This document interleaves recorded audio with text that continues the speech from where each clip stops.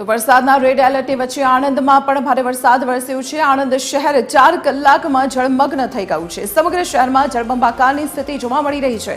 4 કલાકની અંદર અહીં 4 ઇંચ જેટલો વરસાદ ખાબક્યો।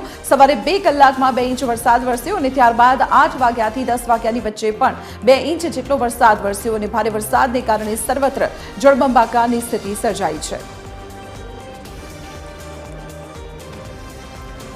संवाददाता मनन हिंगू अत्यारे अपनी साथे आणंदथी सीधा जोड़ायेला छे।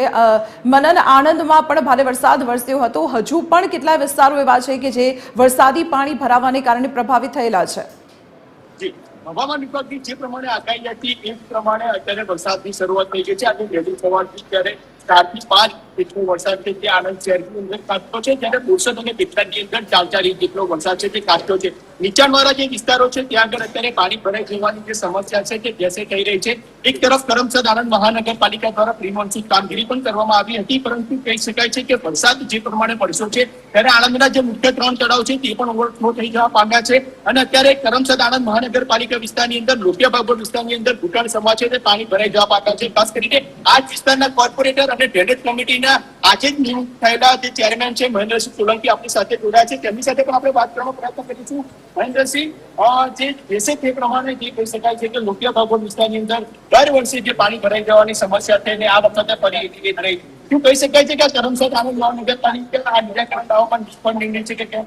ના, નિષ્ફળ નથી। આપણે પાણીનો નિકાલ વરસાદ હવામાન ખાતાના આધારે જે પાણીનો વધારે ભરાવો થઈ રહ્યો છે એના લીધે પાણી નીકળવાનો માર્ગ મળતો નથી, એટલે પાણીનો પ્રેશર ઓછું થઈ રહ્યું છે અને ધીમે ધીમે અડધો કલાકમાં પાણીનો નિકાલ થવો જોઈએ એમ જગ્યાએ 1 કલાકની અંદર પાણીનો નિકાલ થઈ જશે અહીંયા બાગોળની અંદર, એટલે વાંધો નહીં આવે। ખાસ કરીને હવે આપણે ડ્રેનેજ કમિટીના ચેરમેન પદની પણ આપને હવે જવાબદારી મળી છે, તો હવે આણંદ શહેરની અંદર ડ્રેનેજ સિસ્ટમને મજબૂત બનાવવા માટે આપના કયા પ્રકારના પ્રયત્નો રહેશે?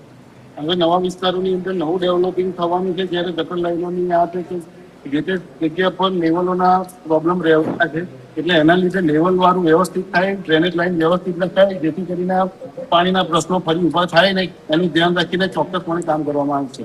ખાસ મહેન્દ્રસિંહ એ પણ કીધું છે કે કરમસદ આણંદ મહાનગરપાલિકાના એવા કયા જે વિસ્તારો છે કે ત્યાં આગળ દર વર્ષે પાણી ભરાઈ જવાની સમસ્યાઓ રહેતી હોય છે?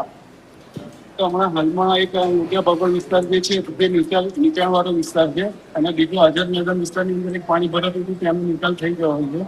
બીજા વિસ્તાર તો જીતોડિયાના બાજુના જે છે ચાવડાપુરા વિસ્તારના હાથે છે, એનું બી કામ થાય અત્યારે અમારી નગરપાલિકાની ટીમ લાગી ગઈ છે બધું કામ કરવા માટે।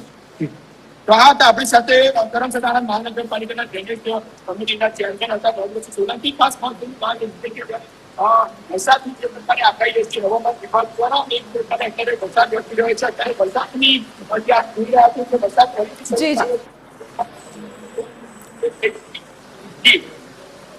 જી मनन, आभार माहिती आपवा बदल। तो अत्यारे हाल आणंदमां भारे वरसादथी जळबंबाकार अने त्यां स्थानीय जनप्रतिनिधिओ जनतानी वहारे।